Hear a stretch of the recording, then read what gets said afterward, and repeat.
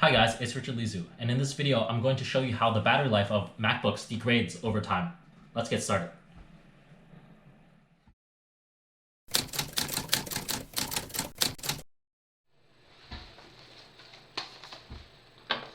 So here's the data that I have for the entire 2.5 years that I used the 2019 MacBook Pro.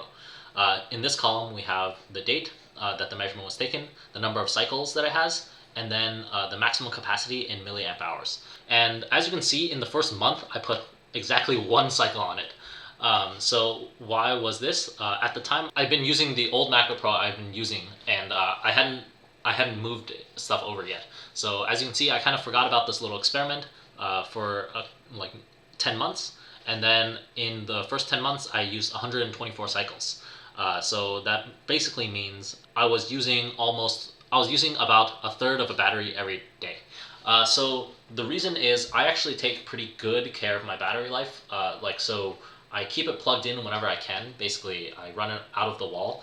So like most of the time I'm using it, it's not losing any charge. I know some people, they're even sitting in bed like right next to a charger and they don't plug it in, and that tilts me so hard because I know they're like kind of ruining their battery life. So as you can see here, we lost 1200 milliamp hours in the first basically year of usage. So let's do 1200 divided by 8700. So we lost 14% in the first year basically, which seems pretty steep, right? But then the drop off actually drops off. It levels out. As you can see, there's like obviously a bit of fluctuation in the measurement, because actually my lowest measurement is here in April, where it dropped to 7,000, and so this drop was 500, right? But then also it seems like the drop from January of 2021 to March of 2022, I used it 120 more cycles basically, and that drop was 500. But then the reading, it read more. So I don't know what's up. Like just 1 cycle later, it read like 300 more milliamp hours. So I'm not so sure about this. You can see the trend is like a steady decline in the numbers we have here.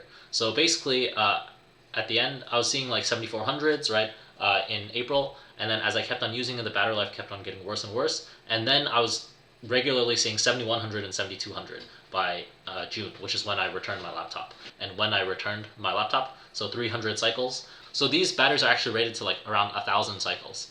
So that says it's enough for 3 years of regular use. Sorry to interject, but I was editing this video and then I realized I should have explained what rated to 1,000 cycles means. And it says here that your MacBook can sustain 1,000 recharge cycles and still retain 80% of its original capacity, which, according to my data, is actually a load of hogwash, which was part of the motivation of me making this video. Because I feel like the MacBook batteries definitely don't retain 80% of their battery at 1,000 cycles. As you can see with my data, after only 300 cycles, I had already lost like 17%. So I think there's no way that at 1,000 cycles, it would still be at 80%.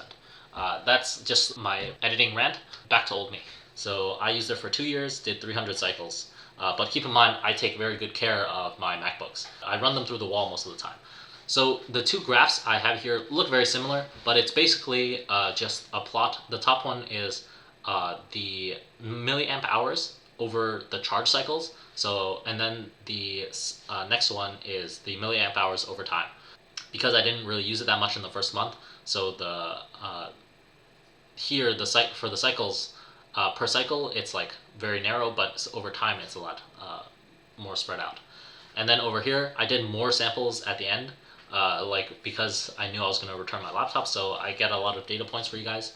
And as you can see, the number fluctuates a lot, but over the cycle count, it's more spread out, right? Because as my battery gets worse and worse, the number of cycles actually increases faster, right? It's kind of like if my battery capacity is 10,000 milliamp hours, I can use 10,000 milliamp hours worth of battery, and that counts as 1 cycle, right? But then if the max capacity drops to 5,000, then 10,000 milliamp hours of usage counts as 2 battery cycles, right? So that's kind of why, as you can see here, it spreads out on this graph. So in order to get the slopes, so equals linear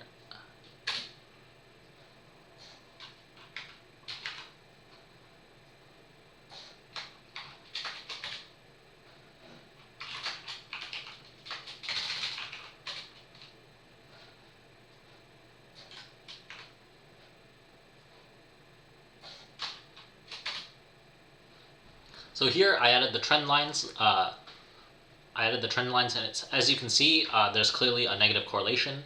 So this is the slope of this graph, which is -4. So basically this means that every single cycle averages out to 4 milliamp hours lost in the max capacity of the battery. And as you can see, most of the capacity was lost in the beginning. There was a lot more capacity lost in the beginning because in the beginning the slope was 10 milliamp hours lost for every cycle, and then it flattens out. And then this kind of says that this is the y-intercept, which basically means that at 0 cycles you have 8,500 milliamp hours, basically. And then here, so this number is not so useful. So I'm not exactly sure what this number means physically, but what this number means is that for every day that I used the 2019 MacBook Pro, I was losing around 1.48 milliamp hours of max capacity for every day that I used it. Basically, if I used it for 3 more years, I would be down to 6,000 milliamp hours, I guess is according to what this is saying. And then that also means that I had 300 more cycles until I got to 600 milliamp hours. This is the kind of battery degradation you can expect from a brand new MacBook. This video is like 2 years in the making, and I'm actually doing the data analysis as well for this new 2021 MacBook Pro. And as you can see, I'm starting to record the numbers here.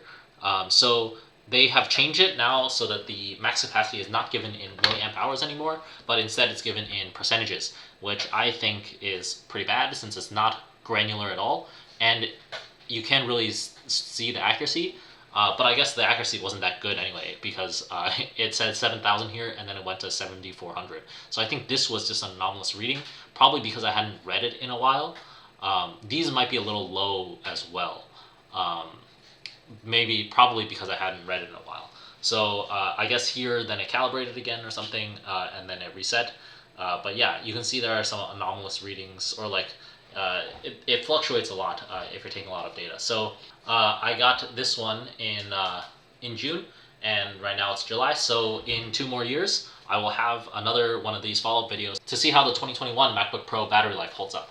The battery life on these is much better, so hopefully it stays better over time and it doesn't degrade as much as the 2019 did. I also bought the new 2022 M2 MacBook Air, and I'll be documenting the battery life of that over time as well for you guys to see. So to see those follow-up videos about the battery life of those, subscribe to my channel, and in 2 years I'll have those videos. Thanks for watching this video, and I hope I showed you some cool data. Yeah, I really love crunching numbers and stuff. So thanks for watching this video, and I will see you guys in the next one. Bye.